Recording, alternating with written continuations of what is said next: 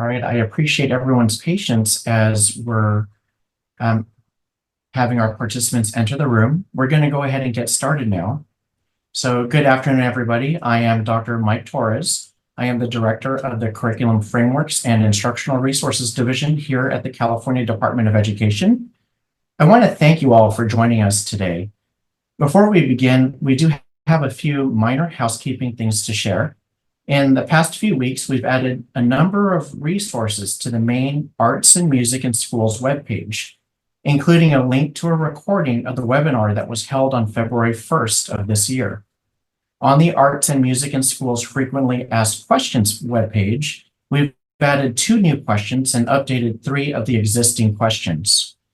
We want to encourage you to engage through multiple means, including through the Proposition 28 email inbox and the question and answer function of this webinar. The questions that you do submit to this webinar will inform future updates to the Prop 28 Frequently Asked Questions webpage.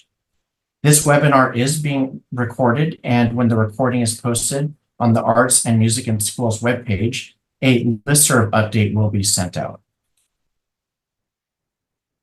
This is the second webinar that the California Department of Education has hosted that focuses on sharing information and best practices for the successful implementation of the Arts and Music in Schools initiative.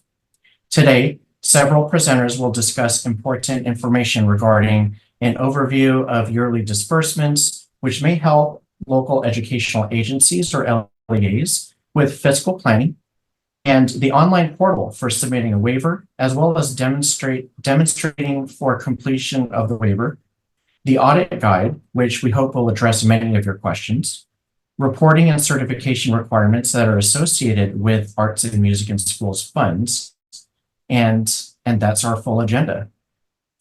I would like to take a moment to express how excited that I am that the Arts and Music in Schools funds are now flowing after much preparation and time.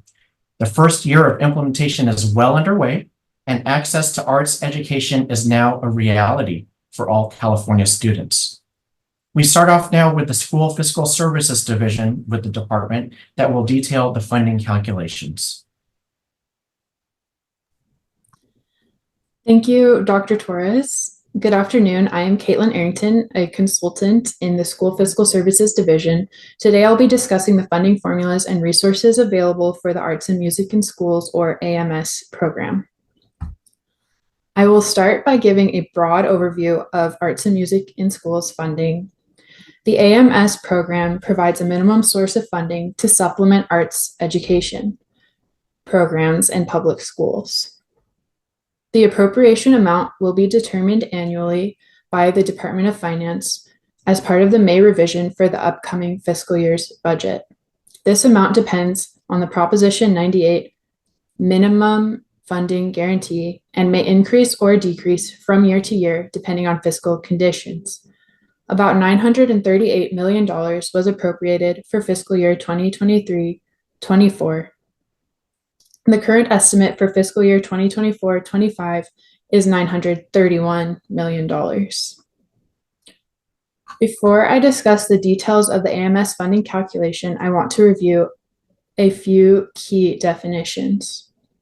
For purposes of the AMS program, enrollment includes every preschool, transitional kindergarten, and K-12 pupil enrolled in a school site or LEA. Eligible preschool enrollment includes pupils enrolled in the California State Preschool Program, or CSPP, and special education preschool pupils. Economically disadvantaged pupils are pupils that are eligible for the Federal National School Lunch Act or any successor program. The CDE uses data on free and reduced price meal, or FRPM, eligibility for this calculation. Local educational agencies, or LEAs, that are eligible to receive AMS funds are K-12 school districts, county offices of education, charter schools, and state special schools. Education Code Section 8820, next slide, sorry. Education Code Section 8820C details the methodology for calculating arts and music in schools entitlements. 70% of the amount appropriated annually will be allocated to school sites based on their prior year total enrollment. The remaining 30% of the appropriation will be allocated based on FRPM eligible pupils enrolled in the prior year. The total AMS allocation for a school site is calculated by adding the amount allocated on the basis of total enrollment and the amount allocated on the basis of FRPM eligible pupil enrollment. For TK through 12 schools and special education preschool programs, Census Day enrollment data used in the AMS funding calculation is reported in the California Longitudinal Pupil Achievement Data System, or CalPADS, in the prior fiscal year. CSPP enrollment is as reported in the Child Development Management Information System in October of the prior fiscal year.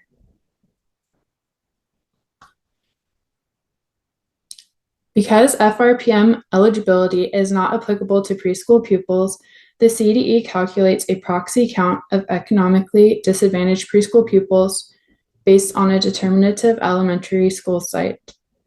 The following slide will provide examples of the determinative school site. If there is at least one elementary or K through 12 school site in the LEA, the determinative school site will be a site of the LEA.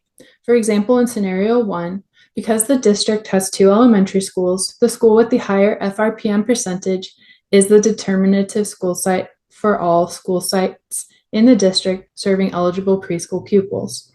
If there is no elementary or K through 12 school site in an LEA, the determinative school site will be a site located within the same county as the LEA. In scenario 2, for a special education preschool run by a county office of education, the elementary or K through 12 school site in the county with the highest FRPM percentage is the determinative school site. In both scenarios, the FRPM percentage of the school site is multiplied by the enrollment of preschool pupils to calculate a proxy FRPM eligible preschool pupil count. The determinative elementary school is identified for all LEAs and school sites and is displayed on funding exhibits for every LEA. However, it is only applicable to school sites that have prior year enrollment of eligible preschool pupils. Next slide. Arts and Music in Schools funding has been included in the 2023-24 First Principal or P1 apportionment. Total funding for fiscal year 2023-24 is $938,042,000 allocated to over 10,000 school sites. 88% of AMS funding is allocated to school district sites, 11% to charter schools, and less than 1% to COEs and state special schools. Next slide. AMS funding information as of 2023-24 P1 is available on the CDE website and can be accessed from the Proposition 28 Arts and Music in Schools funding page. From this page, users can navigate to the 2023-24 funding results page, where you can view allocations for each school site by accessing the Proposition 28 Arts and Music in Schools school site calculation Excel file. The following slides will highlight the information contained in this file. The school site calculation web Excel file has 3 tabs. The first tab displays aggregate funding information for each LEA. The second tab, as shown on this slide, details the funding calculation for each school site. The first part of the school site calculation, section A, displays TK through 12 enrollment and FRPM pupil counts and calculates an FRPM percentage for elementary and K through 12 school sites. This percentage is used in finding the determinative elementary school site as we discussed previously. Section B displays preschool pupil enrollment and the FRPM eligible preschool pupil count. Continuing on the school site calculation tab, sections C and D display the calculation of AMS funding based on share of enrollment and share of FRPM eligible pupils. As of 2023-24 P1, the per enrollment funding rate is approximately $110.51, and the per FRPM eligible pupil funding rate is approximately $78.42. In the last column, E1, the total school site AMS allocation is displayed for each school site. Funding received by an LEA in their principal apportionment for the AMS program should be allocated to each school site in the amounts calculated by the CDE and displayed in this file. Note that a district office school site is included for each County Office of Education and school district to capture any enrollment that could not be attributed to another site in the LEA. District offices will have an allocation of funding if TK through 12 or special education preschool enrollment was reported in CalPADS, but not associated with a specific school site, or if the LEA operates a California state preschool program. The funding allocated to district office sites is intended to be used to provide arts education programs. For LEAs that operate as California state preschool programs, the third tab of the workbook displays the portion of the district office AMS allocation that is based on CSPP enrollment. This is a subset of funding displayed on the school site calculation tab of the workbook and is intended to assist LEAs in determining what, if any, portion of funds is allocated for CSPPs. Funding allocated based on CSPP enrollment is intended to be used for CSPP arts and music education programs in compliance with Proposition 28's requirements. AMS funds have a 3-year lifespan. In May preceding the allocation year, the total statewide appropriation is determined.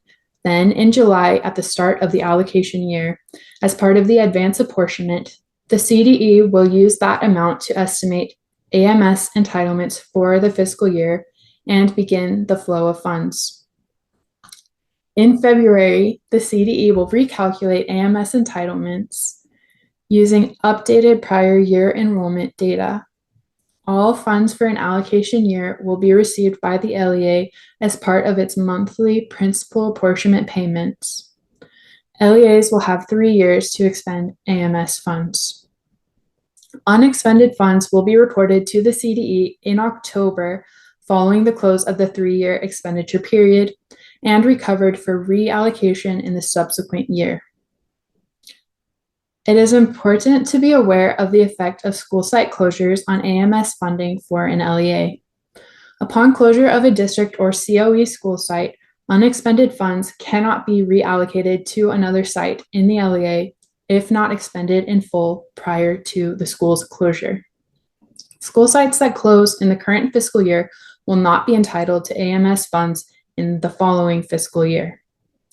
And upon closure of a charter school, a final expenditure report is due to the CDE within 60 days, and unexpended funds will be due back to the state. To close, I would encourage you to visit the Arts and Music in Schools FAQ page that has been recently updated on the CDE website. There you can find more information on funding calculations and apportionments.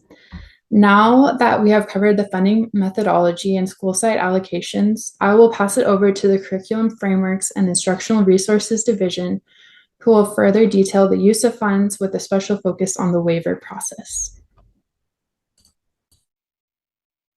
Thank you so much, Caitlin, for all of that great information. All right. So first, I'm going to begin with a brief review of some of the content from the previous webinar. Prop 28 statute outlines how the funds may be utilized. Statute states that each school site should develop an expenditure plan annually. While each school is required to create an expenditure plan, it's not mandated that it be posted on the LEA website, be board approved, or submitted to the California Department of Education. Note that schools can pool their funds to employ teachers and teacher aides, as well as community arts partners, and we encourage school districts to facilitate the pooling of resources. For example, a certificated teacher could provide instruction at one school on Monday and Tuesday, and then at another school on Wednesday, Thursday, and Friday. However, schools and LEAs should consider all California requirements within and outside of the Arts and Music in Schools statute that may prohibit or restrict situations similar to this example. The language in statute mandates how the funding is calculated and must be allocated. It specifically says that local educational agencies shall allocate to each school site an amount equal to the sum of the amount calculated pursuant to paragraph 1 of subdivision C and the amount calculated pursuant to paragraph 2 of subdivision C. Therefore, statute does not provide for the reallocation of funds. While LEAs may offer arts programs before school, during the school day, or even after school, LEAs that use AMS funds for arts program instruction as part of the regular school day should keep in mind that statute requires that students be under the immediate supervision and control of a certificated employee of the LEA in order to generate attendance for apportionment and receive instructional time credit. Also shared on the February 1st webinar, additional considerations when determining what programs to develop involving knowing whether your LEA has more than 500 students or not. Should your LEA have more than 500 students, then 80% of funds must be spent on employment of certificated or classified personnel for arts education programming, unless your LEA has submitted a written waiver that was approved. The following slides will further detail the waiver authority, the components, and the submission process. First, when any LEA is considering submitting a waiver, they should be familiar with the statute language and know specifically what the CD has the authority to waive. California Education Code 8820H states that the department may, for good cause shown, provide a waiver from the requirement pursuant to paragraph 1 of subdivision G upon written request from the local educational agency. The department can only waive the requirement of 8820G1. So let's take a look at that text. So the blue bubble on the left of the screen that you see now shows text from Ed Code 8820G1, and it specifies that if your LEA is determined to have an enrollment of 500 or more pupils, that at least 80% of the Arts and Music in Schools funds is designated to employ for certificated and classified personnel for arts education program instruction, and that up to 20% of the remaining AMS funds may be used for training, supplies, and materials in arts educational partnership programs, which does include outside contractors. Two sections of this text need to be further explained. First of all, what's meant by employment of certificated or classified employees? To best determine employment as opposed to contracting with vendors, work with your school district business office to determine resource codes from the California School Accounting Manual, or CSAM, and the Standardized Account Code Structure, or SACS codes. And to best determine certificated or classified employees, we encourage you to work with your LEA legal department to determine proper hiring of certificated versus classified staff based on California Education Code sections 44006, 45103, 45104, and 4526. The second consideration for Ed Code 8820G1 to clearly define is what is meant by provide arts education program instruction. First, LEAs must determine what is an arts program. The following slide will provide a few references for consideration for when these determinations are made. And secondly, confirm that instruction is being provided by referencing Ed Code sections 46300A and 47612.5E1. We have a diagram to share with you when considering what counts as art or which arts programs to offer. Now, while not exhaustive, there are four major considerations that we encourage you to reference. First, LEAs should determine if what they want to offer clearly falls under what is stated in statute or California Education Codes 51210 and 51220. The AMS statute specifies arts programs as including but not limited to instruction and training, supplies, materials, and arts educational partnership programs for instruction in dance, media arts, music, theater, and visual arts, including folk art, painting, sculpture, photography, and craft arts, creative expressions, including graphic arts and design, computer coding, animation, music composition and ensembles, and script writing, costume design, film, and video. Pretty wide encompassing. Additional considerations and resources include whether the program aligns and follows the California art standards and how the course is coded in CalPADS. Specifically, we recommend reviewing the document titled CalPADS Valid Code Combinations version 15.1 to see all courses, content area category assignment name, as well as valid course content area subcategories and their respective codes and names. Lastly, we highlight the California Commission for Teacher Credentialing's webpage that details what credentials are required to teach certain CalPADS courses and has an entire page dedicated to Proposition 28 and certification requirements.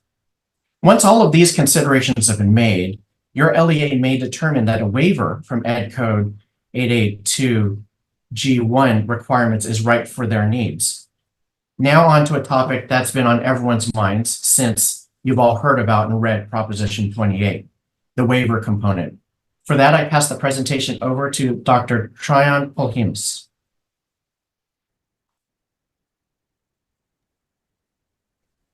Thank you, Dr. Torres. If you feel that a waiver is the correct path for you and your LEA, let's learn the why, who, what, and when. So what are some reasons why an LEA may choose to submit a waiver? This is the why. One reason may be that the LEA plans to spend the funding originally intended for staffing on other arts-related materials, equipment, or supplies. Another reason may be that the LEA has plans to work with non-certificated staff or non-classified staff to support the arts programming. Who is going to request a waiver? This is going to be at the LEA level. They are responsible for submitting all waiver requests. Waivers will be granted at the LEA, so individual school sites would not submit a waivers. Waivers, should they be granted, will apply to the entire LEA and not individual school sites. The waiver process is going to then be outlined. Waivers should be submitted to the California Department of Education as a written request. The CDE has created suggested waiver components, which will be detailed on a future slide. The CDE has also created a web portal for LEAs to submit their waiver requests. This will help streamline the submission and turnaround time for waiver requests. Well, you may be asking, when can we submit these waivers? LEAs that want to submit a waiver must submit a new request for each allocation year. The request may be submitted at any point within the 3-year expenditure period for any allocation. If a waiver request is approved, it will apply and hold for the duration of the entire 3-year expenditure period. So let's explore a little bit of timing of the waiver with a few slides before detailing the content of when an LEA can or cannot submit a waiver request. So we have quite a few examples. For example 1A, this would be a compliant waiver submission, once again based off of timing alone. In this example, the funds were allocated in the 2024-2025 fiscal year. In that same year, this LEA submitted a waiver request and were approved.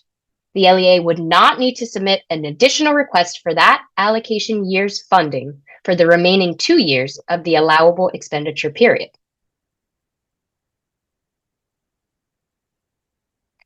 In the second example, we have another compliant example. In 1B, the funds were allocated in the 2023-24 fiscal year, but the LEA did not submit their waiver request until the second fiscal year within the expenditure period in 2024-2025 fiscal year. Similar to the first example, no additional request for that allocation year's funds will be needed in the final remaining year for the expenditure period. On the other hand, example 1C shows a non-compliant waiver submission. Compared to the first two examples, the timing is not allowable. It shows that the funds were allocated in the 2023-24 fiscal year, but the LEA did not submit a waiver request until 2026-27 fiscal year. This request would not be approved since it is outside, in this case, too late, of the allowable 3-year expenditure period, which ended in the 2025-26 fiscal year. To show one more example of a single waiver request, we'll show one more non-compliant example. Similarly to the previous example, this waiver request would not be approved. In this case, the LEA is attempting to submit a waiver request too early. The funds have not yet been allocated for the 2024-2025 fiscal year, so an LEA cannot yet submit a waiver request. They will need to wait until the first year of the expenditure period to submit their written waiver request to the CDE.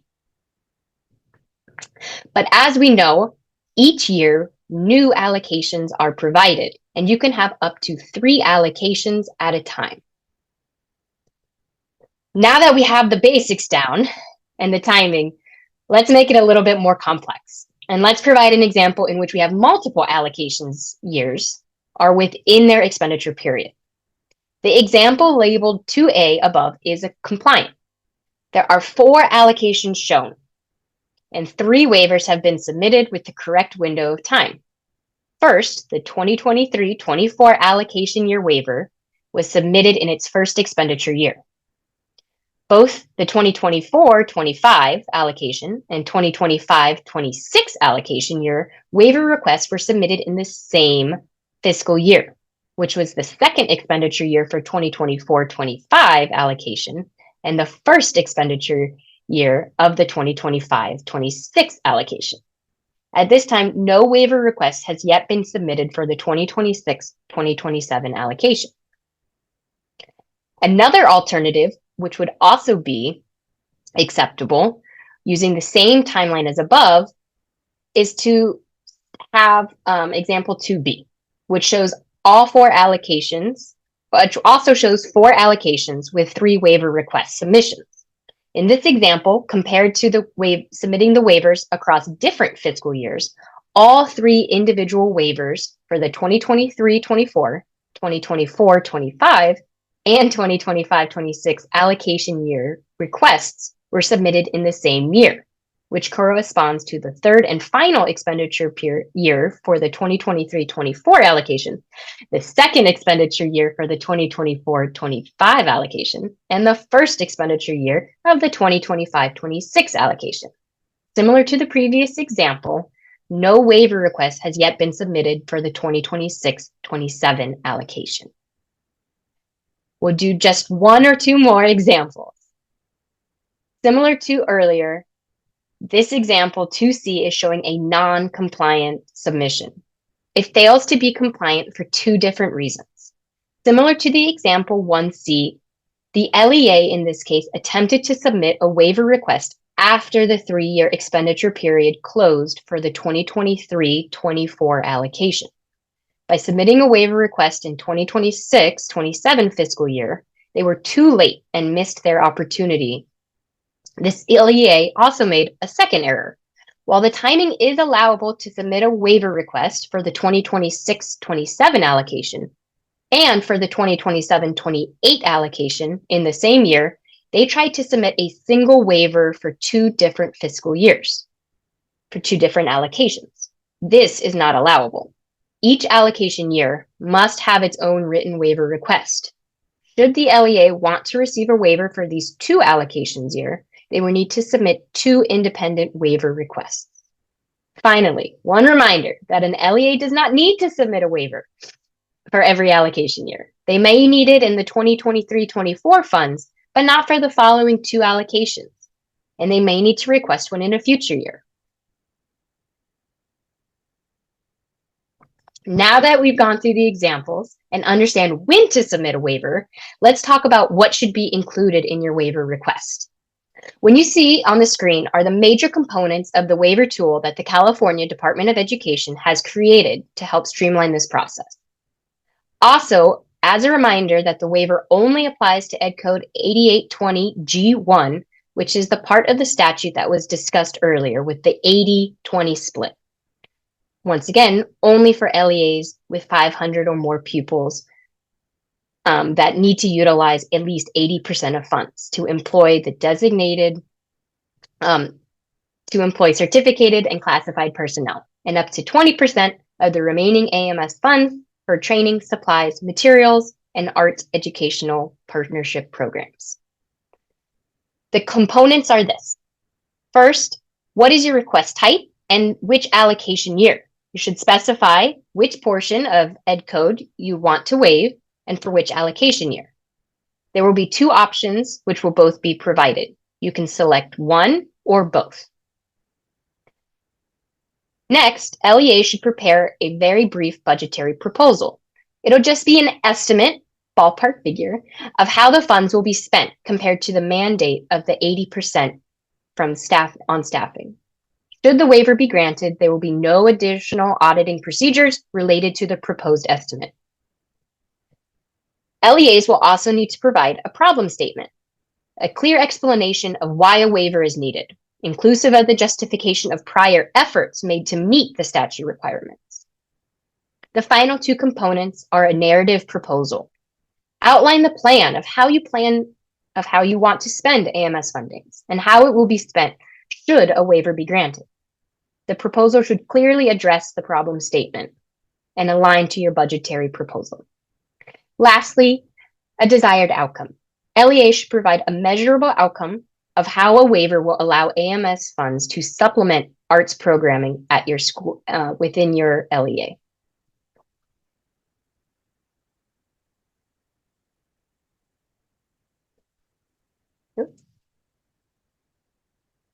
Okay, now we've covered the who, what, when, where, and why. Now we're going to do the where.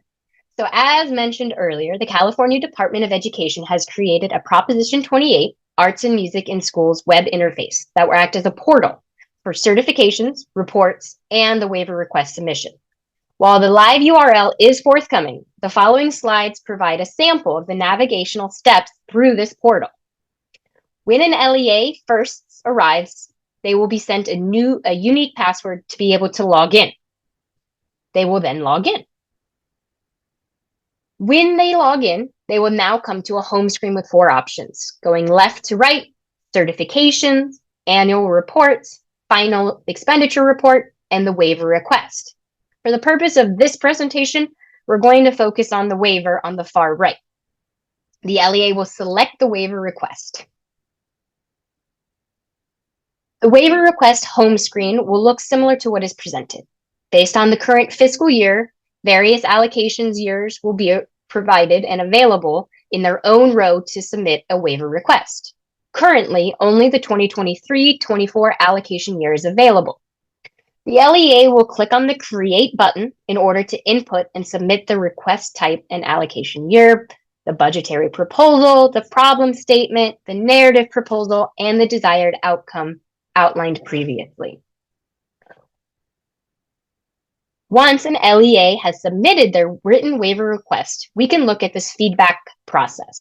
The following flowchart outlines the procedure to submit the waiver and what the feedback process will look like as well. Beginning at the top left with the Start banner, LEAs will submit the written waiver request, as outlined on the previous slides.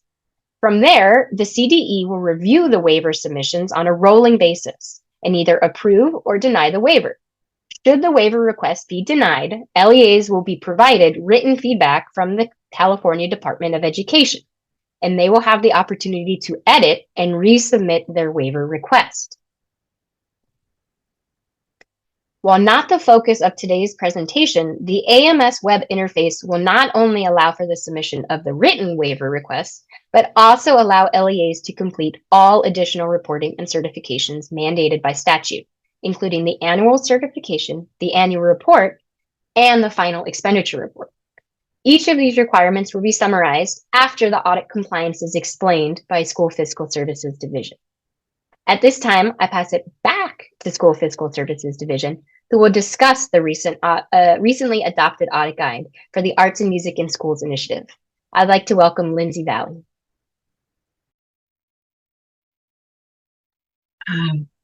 Thank you, Dr. Fulhimus. Hello, everyone.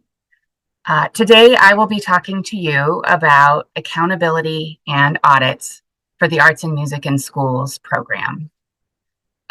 Jenna, I'm unable to spotlight myself. Would you see if you can do that for me? So moving forward, I will refer to this program by its acronym, AMS. And I know that you are already familiar with the term LEA. I'll continue to use that judiciously, but often. With this program, Proposition 28 established the annual audit as the mechanism for ensuring that LEAs use AMS funds in accordance with the requirements of the law. Before we discuss the audit procedures for AMS, I want to provide a brief overview of the audit procedures and the process. Every LEA is required to have an annual audit by an independent auditor who is responsible for checking that the LEA has complied with various legal requirements associated with the funding they receive. Auditors will follow the procedures outlined in the annual audit guide. When an auditor determines that funds were used incorrectly or that the LEA did not comply with the conditions of receipt of funds, an audit finding is documented in the LEA's annual audit report. Some findings result in the loss of funding or a penalty, while other findings may require the LEA to make corrections in their data or procedures. Annual audits are completed after the fiscal year concludes, and they are presented to the LEA's governing board in a public meeting, and then are submitted to the California Department of Education, which reviews them to ensure audit findings are resolved and any fiscal penalties or loss of funds are recovered by the state. The Education Audit Appeals Panel adopted the procedures for AMS in its fiscal year 23-24 supplemental audit guide, which occurred earlier this month. Over the next several slides, I will review audit requirements, provide some examples, and highlight our recommended guidance in accounting for AMS funds. There are several key terms relative to time periods, which have already been spoken earlier in this presentation, but I want to provide you with specific meaning of those terms as they're really important for the audit process and compliance. LEAs operate on a fiscal year, which runs from July 1st through June 30th. We are currently in fiscal year 2023-24. The fiscal year in which funds are allocated is called the allocation year. The fiscal year that is the focus of the audit is called the audit year. The fiscal year in which funds are expended is called the expenditure year. And LEAs have 3 years to spend each allocation of funds. Additionally, one other important term that Dr. Torres mentioned earlier in the presentation is the Standardized Account Code Structure, or SACS. SACS is a string of 7 unique numerical fields. Each field provides important information about a financial transaction.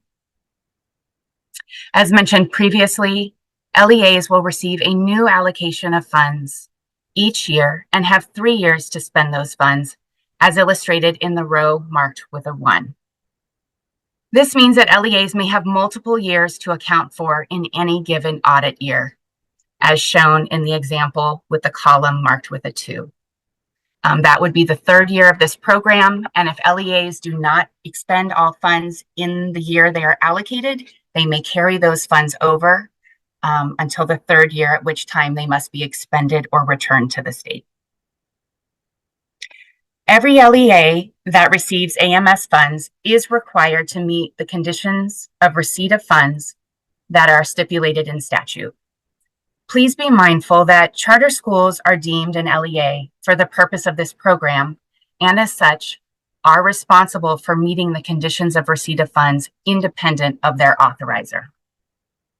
For every LEA that receives an allocation of AMS funds, the auditor will annually verify 4 requirements were met.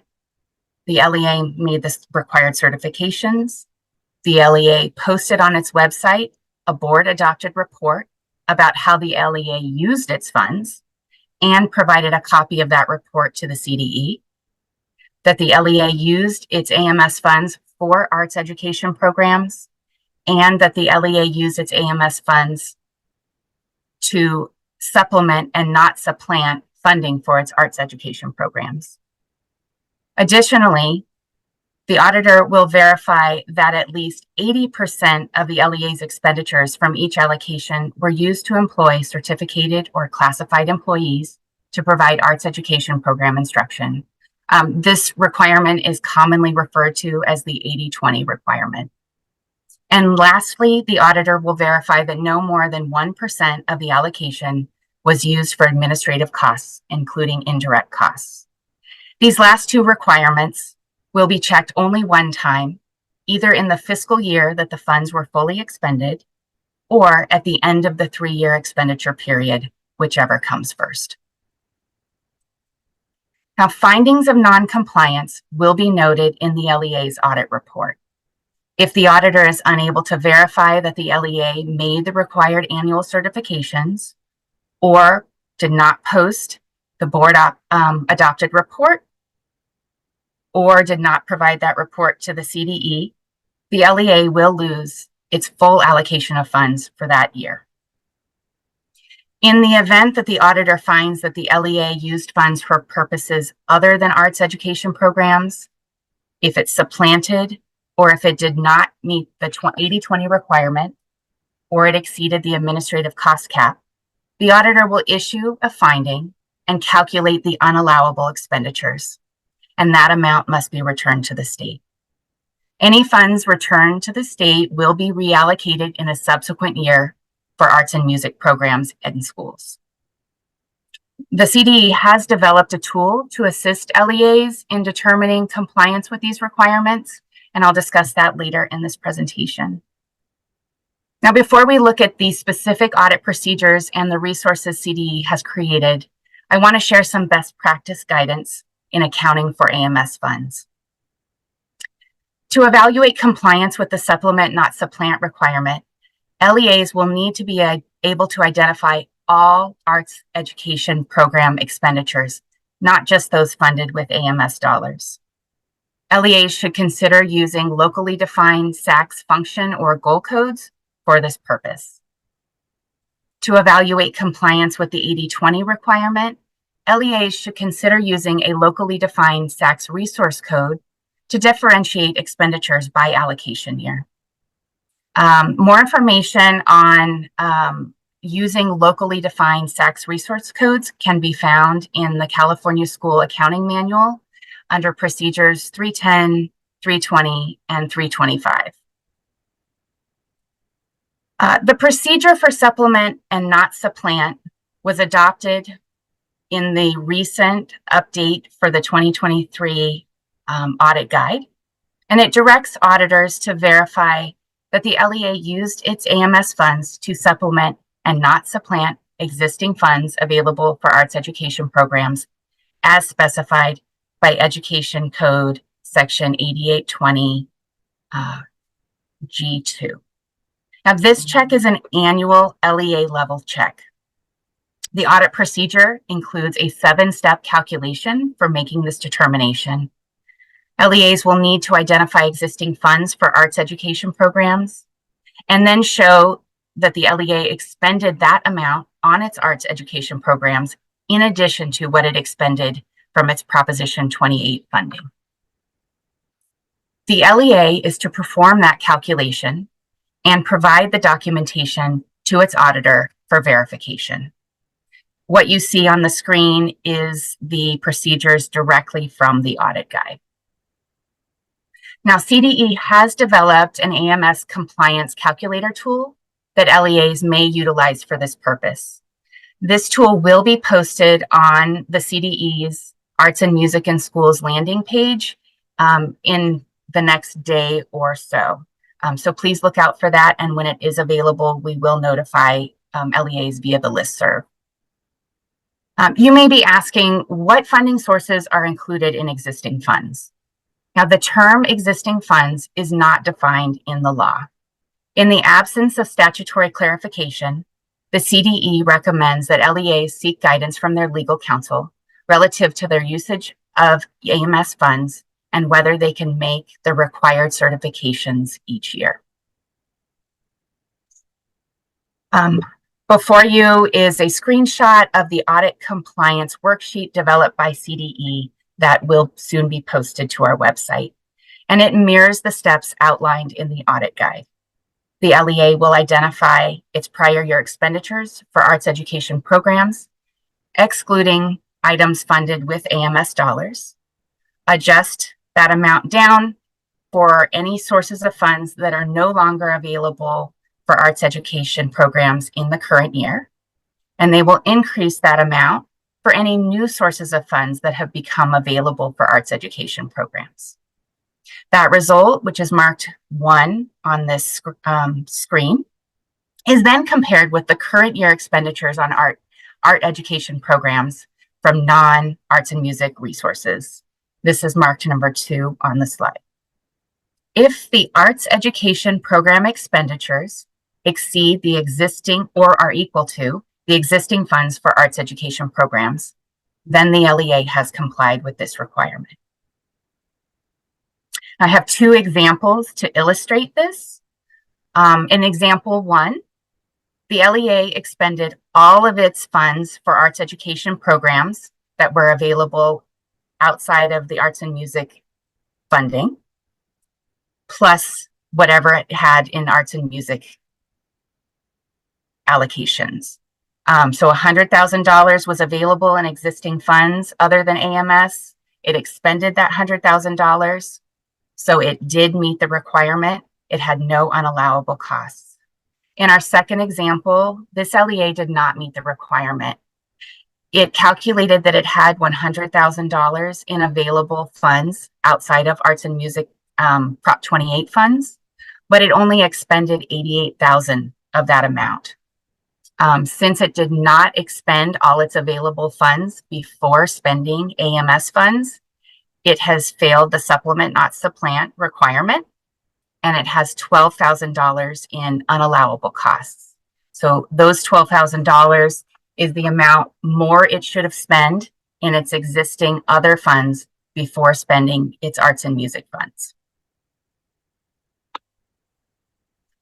On our next slide, we will talk about the instructional costs minimum. So this is the 80-20 requirement that I mentioned earlier. As you know, LEAs that have 500 or more pupils are subject to this requirement. The enrollment used to determine whether the LEA is subject to this requirement is the enrollment used to calculate the allocation. So if you're curious about whether or not your LEA is subject to it, you can go to the funding exhibit that's on the CDE's website and look at the LEA's total enrollment used in the calculation. If it's 500 or more pupils, the LEA is subject to this requirement. Now, Jenna also mentioned earlier that statute does allow LEAs to obtain a waiver from this requirement by requesting one from the CDE for good cause. This waiver is specific to the allocation year, and you have 3 years to spend the funds. So it's one waiver for that allocation over its 3-year lifespan. Now, if the LEA is subject to the requirement and does not have a waiver, the auditor will check compliance in the year the allocation is fully expended or when the audit is the 3rd year of the expenditure period, whichever comes first. As a reminder, the 80-20 requirement is based on expenditures, not the allocation amount. Only expenditures for certificated or classified salaries and benefits for employees providing arts education program instruction counts toward the 80% amount. The CDE worksheet to assist LEAs in determining compliance with this requirement is part of that suite that will be released to CDE's website in the coming days. And it tracks expenditures for the 3 allocations that may be used in any given year because of the 3-year expenditure period. The LEA will input its expenditure data totals into the worksheet.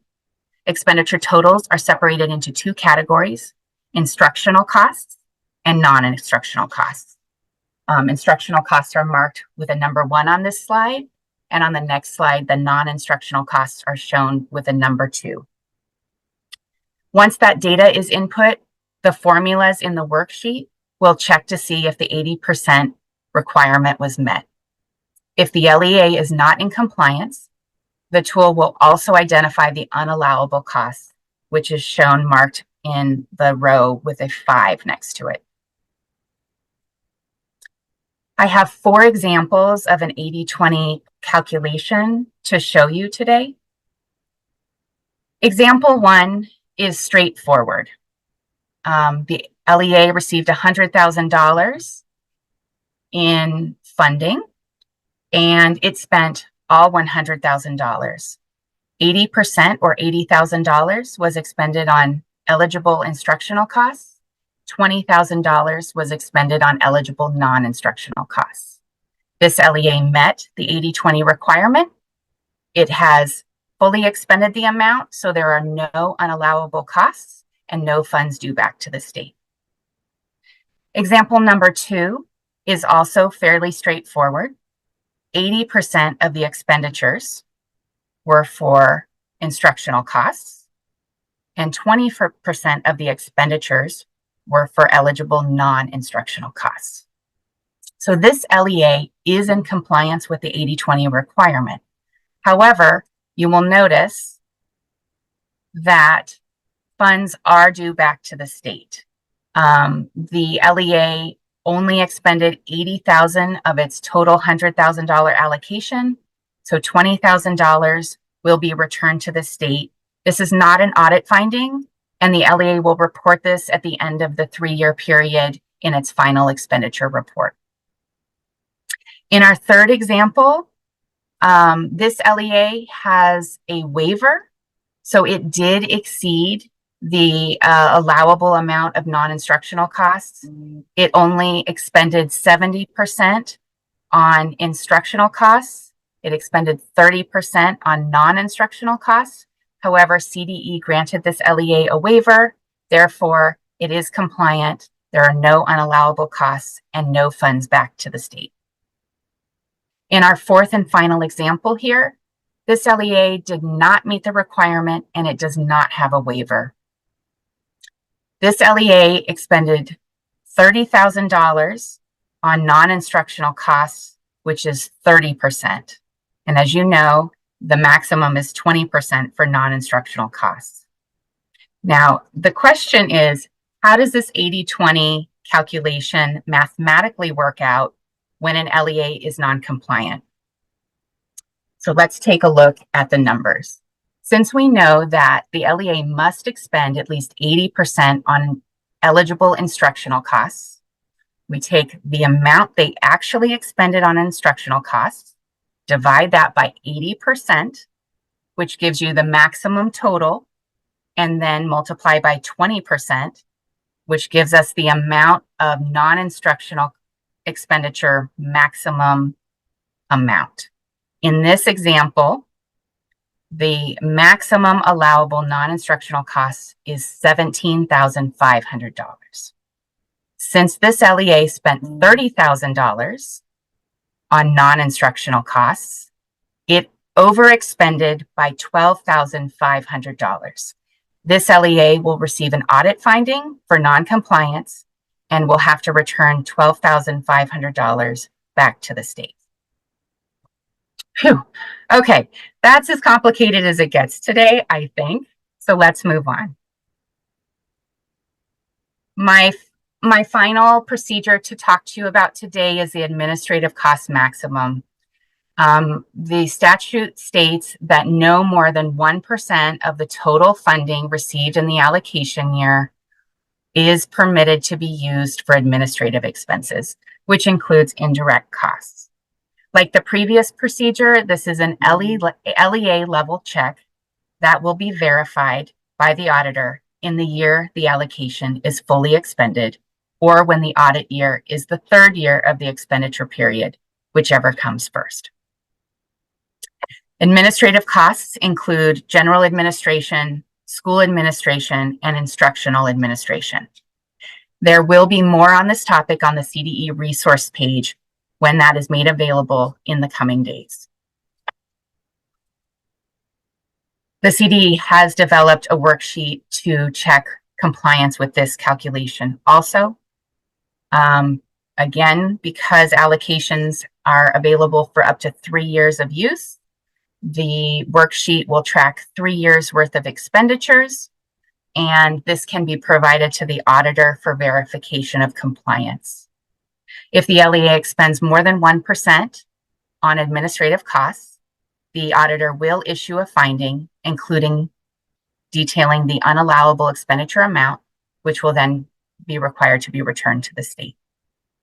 And with that, I will hand the stage back to Dr. Polhemus, who will provide a summary overview of all of the related certifications and reporting that this section on the audit guide detailed.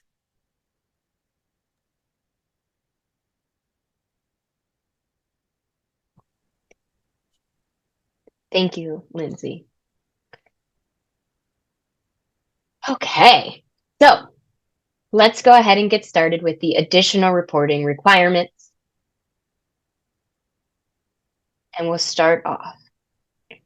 First, Education Code 8820 G4 requires that LEAs submit an annual board or body approved report in a manner determined by the superintendent that shall be posted on the local educational agency's website and the department's internet websites, and that details of the types of art education programs funded by the program, the number of full-time equivalent teachers, classified personnel, teaching aides, the number of pupils served, and the number of school sites providing arts education programs with those funds. The AMS web interface will allow LEAs to complete the requirement for each year. The annual report will be available starting on May 1st and will close at the end of the fiscal year on June 30th. This will begin for the current fiscal year of 2023-24. Please note that this report is completed by the LEA, not the school sites, and must also be posted on the LEA website. This portal will allow LEAs to download their submission as a PDF. Once the annual report period closes at the end of each fiscal year, the CDE will compile all LEA submissions and publicly post a master data file of the information collected on their own website. Additionally, the annual certification. LEAs are responsible for completing the annual certification detailed by Education Code 8820 G1 through 3. A summary of the required information is provided on the left side of the screen and includes that the funds were used for supplementing arts programs, and that LEAs with 500 or more pupils are required to spend 80% of their funds to employ certificated or classified employees to provide arts education program instruction, with no more than 1% to be used for administrative expenses. This certification takes into account that an LEA may have a waiver for the requirement of Education Code 8820 G1. The annual certification applies similarly to the entire LEA and not individual school sites. Should an LEA compile the certification, should an LEA complete the certification on the CDE AMS web portal, it will be completed once for each allocation year, the first year of the expenditure period. While the certification is not required to be submitted to the CDE or posted on the LEA webpage by statute, it is required for audit purposes. Therefore, the CDE recommends that LEAs complete the certification on the AMS interface for ease of recording. The certification will be available starting the next fiscal year on the CDE AMS interface for LEAs to complete at the same time as the annual report from May 1st to June 30th. For the current fiscal year of 2023-24, the annual certification is available on the PADC.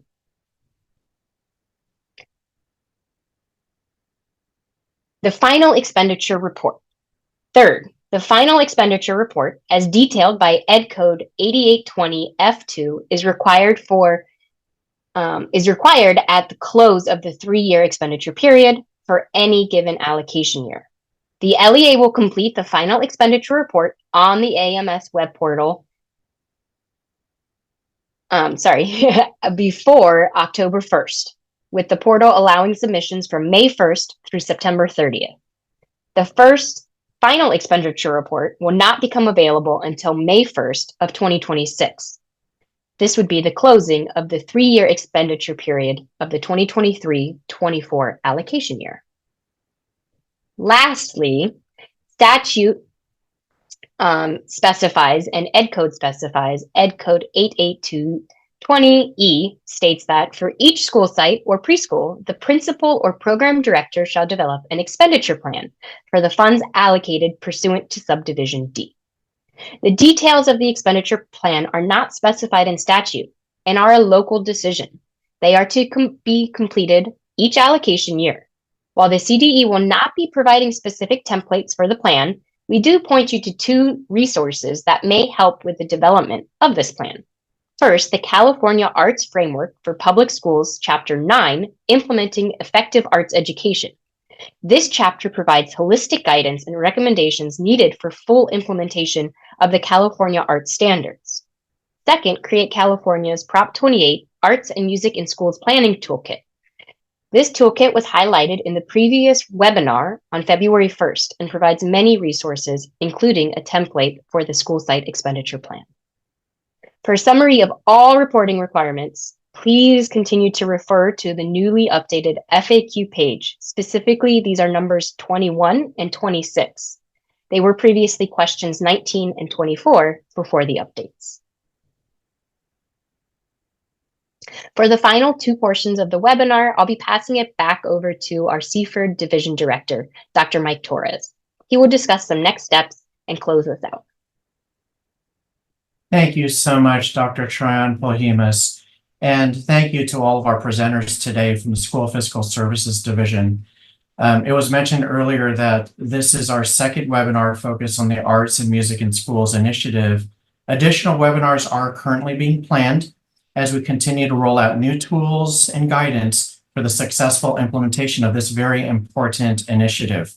I also want to reiterate that the questions submitted through the question and answer feature of this webinar and submitted to our email address, which is prop28@cde.ca.gov, will all be used to update our FAQ webpage on the Arts and Music in Schools, webpage. We'll continue to add resources on that main Arts and Music in Schools webpage and continue to add new questions or update existing questions or the frequently asked questions webpage for the Arts and Music in Schools initiative.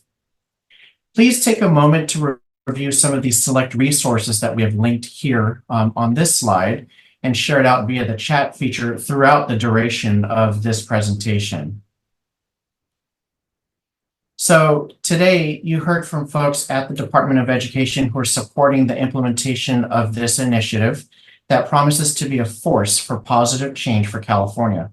They provided an overview of the online portal for submitting a waiver, as well as suggestions for completing the waiver, the audit page, the audit guide, along with suggestions for planning and reporting expenditures and reporting and certification requirements that are associated with implementation and the use of Arts and Music in Schools funds.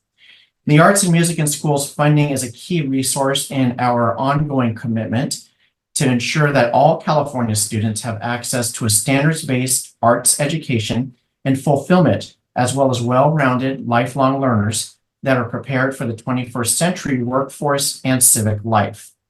We enjoy supporting you because successfully implementing this initiative can bring about great gains in learning, creativity, motivation, engagement, and academic achievement among all California students. And we mean that.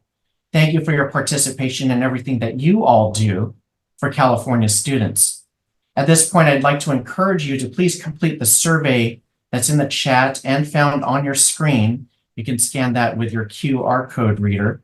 Additionally, I'd like to emphasize that your questions and feedback inform those updates to the CDE web pages. So please continue to submit your questions to prop28@cde.ca.gov. And to receive important updates, please sign up to the Prop 28 listserv. Instructions are on this slide.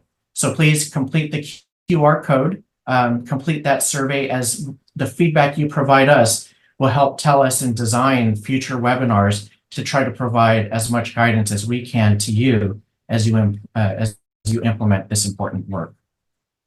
That officially concludes the webinar. We'll leave the QR code up for a short while as people leave the virtual room. Thank you again so much for attending this webinar.